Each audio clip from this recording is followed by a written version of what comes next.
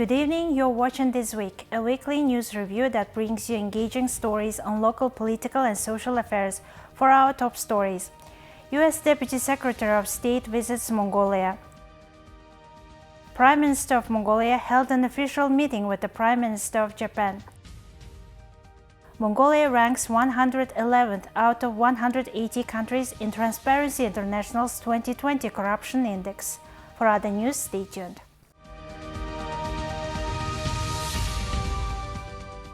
The Prime Minister of Mongolia, OYUN-ERDENE, held an official meeting with the Prime Minister of Japan, YOSHIHIDE SUGA, on the 22nd of July as part of his working visit to Japan.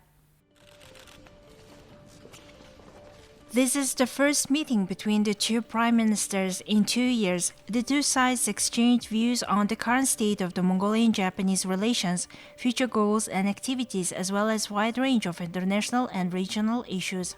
Prime Minister OYUN-ERDENE reaffirmed his commitment to expanding and developing the strategic partnership and cooperation with Mongolia's third neighbor Japan in all sectors of cooperation. He congratulated the government of Japan on successfully hosting the Olympic Games in the face of the pandemic and expressed confidence that the Games will be a symbol of humanity's success in overcoming the pandemic.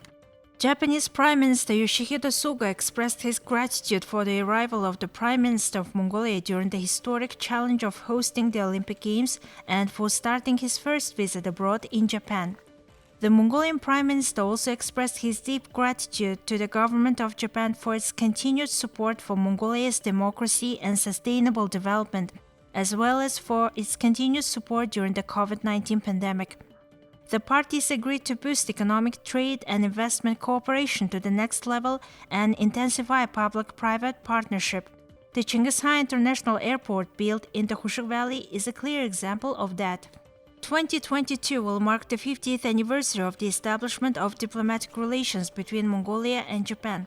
The two countries have agreed to celebrate this historic anniversary. On the occasion of this anniversary, His Majesty Emperor Naruhito of Japan has received an invitation to visit Mongolia.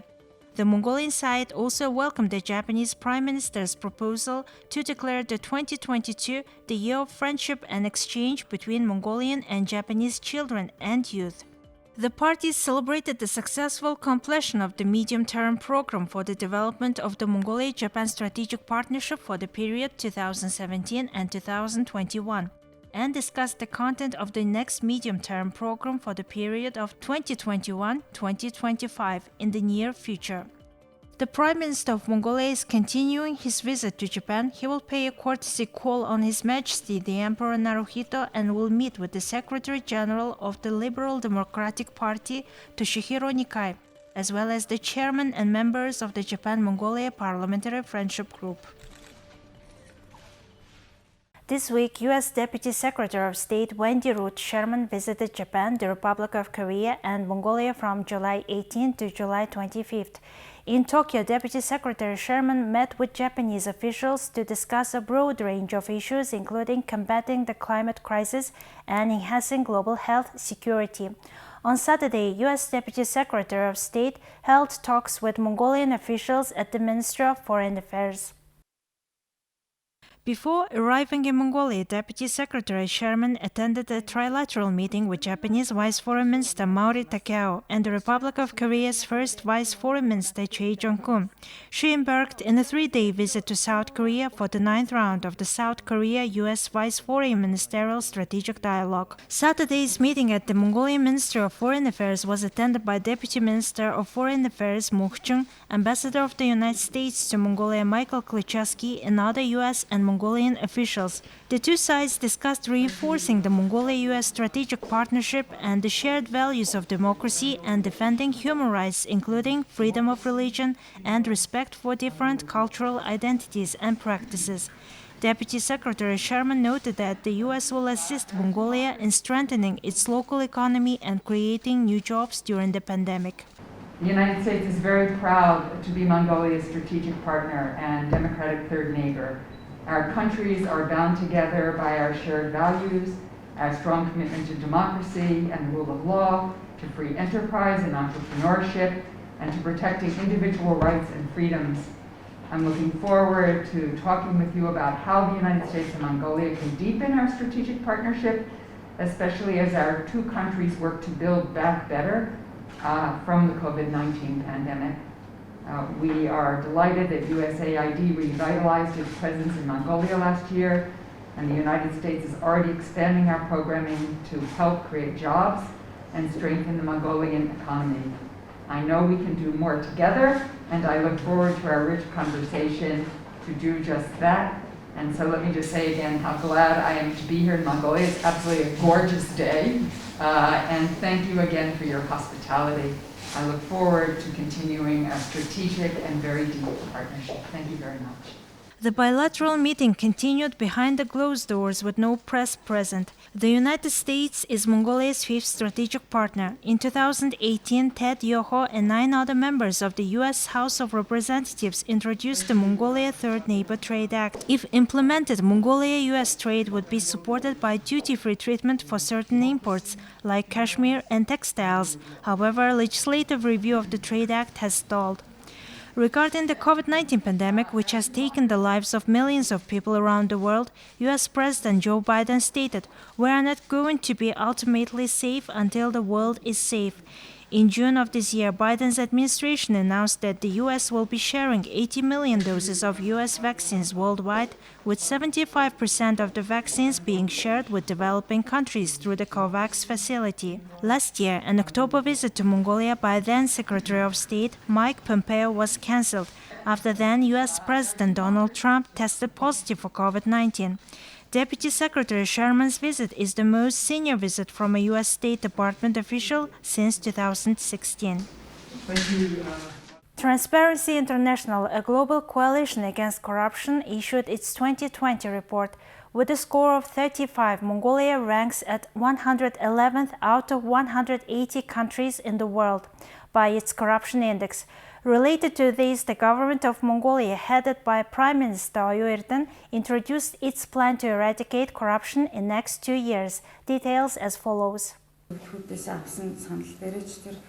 Compared to the previous year's corruption index ranking, Mongolia's ranking has fallen 5 places, falling from 106 to 111th. During the most recent cabinet meeting, the government of Mongolia issued a decision to establish a working group to eliminate corruption and bureaucracy and to reduce the country's corruption index score. On Monday, Prime Minister OYUN-ERDENE announced that in the next 2 years, the government of Mongolia will work towards creating a new society without corruption. The working group will be chaired by Minister of Justice and Home Affairs Nimbatar, who has been instructed to develop and implement an intensified action plan. According to the index report, the main reason for Mongolia's high corruption score may be an increase in perceptions of the abuse of power by public officials.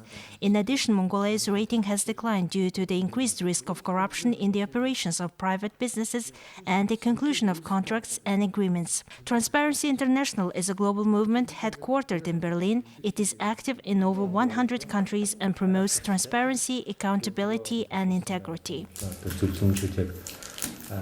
Due to the COVID-19 pandemic, students weren't able to attend in-person lessons for most of the 2020-2021 academic year. The public has been speculating as to whether or not students will be able to return to classrooms on September 1st. The Minister of Education and Science Inhambatlan provided an update on plans for the upcoming school year and said that preparations are ongoing to start the academic year on September 1st. The minister said that the start of academic year is regulated by the education law and that the ministry would follow the law and regulations on education. However, he noted that it is hard to predict what the COVID-19 situation might be. So far, around 70% of children aged 12 to 17 have received their second dose of vaccine. About 80% of secondary school teachers have been fully vaccinated. Educational institutions across the country are preparing to start classes on September 1st, and guidelines have been given to local authorities, schools and kindergartens for a safe start to the new school. However, the final decision to start classroom learning will be left to the cabinet. The Minister of Education and Science noted that if in-class lessons don't start on September 1st of this year, Mongolia will become one of the few countries that has closed classrooms for most of the past 2 years. Some experts say that it will take 3 years to clear the education backlog caused by the pandemic. As of today, in Mongolia, more than 145,000 COVID-19 patients have recovered. However, some people who have done so appear to continue suffering from long COVID symptoms. Long COVID is a condition wherein people continue to experience some COVID-19 symptoms for more than 12 weeks. Even after you have recovered from COVID-19, but if you still have symptoms such as fatigue, lack of concentration, joint pain, decreased sense of smell and taste, difficulty in taking deep breaths, you might have what is known as long COVID. According to studies, long COVID seems to occur among 1 to 2% of 20-something-year-olds and 5% of people aged around 60. What causes long COVID is as yet not known, yet there are two possible assumptions. One of the assumptions of what causes long COVID is the fact that after a human body is infected with SARS-CoV-2 virus, the immune system of the body went to overdrive in the battle against the COVID, which ends up damaging some organs. Another possible cause is that after the virus enters the body, it doesn't disappear completely, but instead it continues to further affect parts of the human body, thereby causing more complications. Long COVID is said to have about 20 common symptoms and it deteriorates 10 types of organ systems. That's why anyone who's recovered from COVID-19 needs to be highly conscious of boosting one's immunity by following a healthy lifestyle. For some people, it takes a while for their bodies to fully recover after any type of viral infection. Even COVID-19 patients with mild symptoms may develop post-COVID-19 symptoms after recovery. So they need to be alert and stay away from alcohol, tobacco, keep wearing masks, nourish their body with wholesome foods and exercise even if they have a low stamina. As no one has yet fully studied the long-term effects of COVID-19, health officials warn people to keep taking strict precautionary measures and advise people who have recovered from COVID-19 to have a positive mindset and take care of their bodies by eating and sleeping well. Our next story, the Citizens Representative Horol of two provinces under Shiretsom has voted to impose a livestock tax. Locals and state authorities have praised the decision, noting that it may have a positive impact on the environment and the preservation of natural resources. Industry experts believe that the law will encourage herders to raise profitable livestock rather than concentrating only on raising the number of less profitable livestock, which leads to degradation of pasture land. The new tax will be imposed at different rates for different livestock animals. Herders will pay 600 Mongolian tugrks per sheep, 500 per camel, 1,600 per goat, and 1,400 per horse. A local herder with the greatest number of livestock in the Som, 1,900 animals, will now be required to pay 1.6 million Mongolian tugrks per year in livestock taxes. We talked a lot about rangeland protection and the preservation of natural resources before, and now the law is being implemented and herders, without exception, will pay state taxes. I think it's fair. A person with only one sheep has to pay a few hundred Mongolian tugrks in taxes when a kilo of wool costs around 2,000 Mongolian tugrks. It's pretty reasonable. The highest tax is paid for goats. A herder with 430 goats can produce 120 kilograms of cashmere for the market, selling it for around 12 million Mongolian tugrks and paying less than 1 million Mongolian tugrks in taxes. Compared to the income generated from animal husbandry, the amount of tax imposed is not that high, and it will not burden herders. I think no herder should be exempt from this tax. On the contrary, this law is quite fair because the tax amount depends on the number of livestock you own. Taxes paid will not be transferred to General Tax Authority, but will be allocated to the Regional Development Fund, and herders will be able to monitor and assess tax expenditure. Most of the tax revenue will be spent on rangeland protection and restoration measures. The law on livestock tax was drafted in 2000 but entered into force only recently. Rangelands cover 82% of the country. The livestock sector is vital to the Mongolian economy, representing about 25% of all employment and making up no less than 10% of GDP. Approximately 70% of the country's rangelands have been degraded. The Minister of Food, Agriculture and Light Industry says the implementation of the livestock tax will have a positive impact on reducing the size of herds and increasing the accountability of herders to engage in effective rangeland management. In addition, industry experts believe that the law will encourage herders to raise profitable livestock that will produce more milk and meat, rather than concentrating only on raising larger herds of less profitable livestock.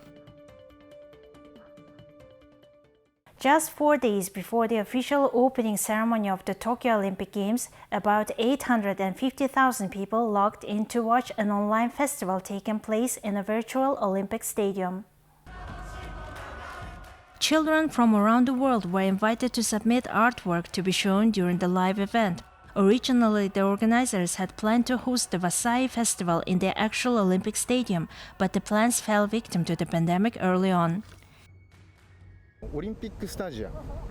Our goal this time is to bring the world together, even if only visually to bring people into circle wa. So even if you're not there in person, there is a feeling of unity. And that's what we wanted to achieve, as the games will have no spectators.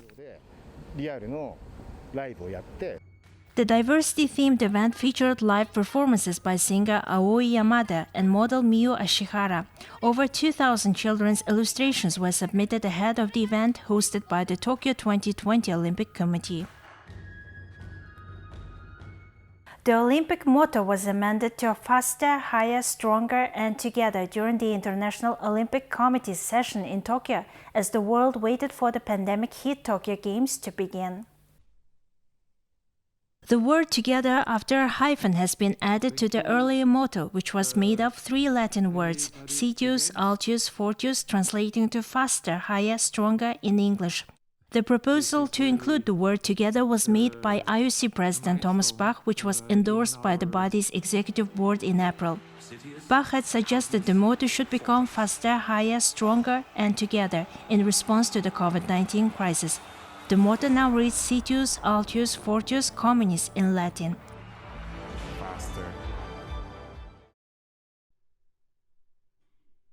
International Olympic Committee President Thomas Bach said on Tuesday that holding the Tokyo Games will give humanity faith in the future as the world continues to battle the coronavirus pandemic. Speaking at the opening of the IOC session in the Japanese capital on Tuesday, Bach said the Olympic stage is now set for the athletes to shine and inspire the world. Japan Prime Minister YOSHIHIDE SUGA, who has been criticized at home for his government's halting coronavirus response, said the Olympics marks a turning point and that after a long tunnel, an exit is now in our sight. Suga said the health and safety of the Japanese people and the Olympic guests from overseas will be protected. Attendees held a moment of silence for victims of the COVID-19 pandemic before the start of the IOC session. The best athletes of the world. Well, that's all for this week. Thank you for staying with us. We'll see you next week with more news and updates. Have a nice evening. Goodbye.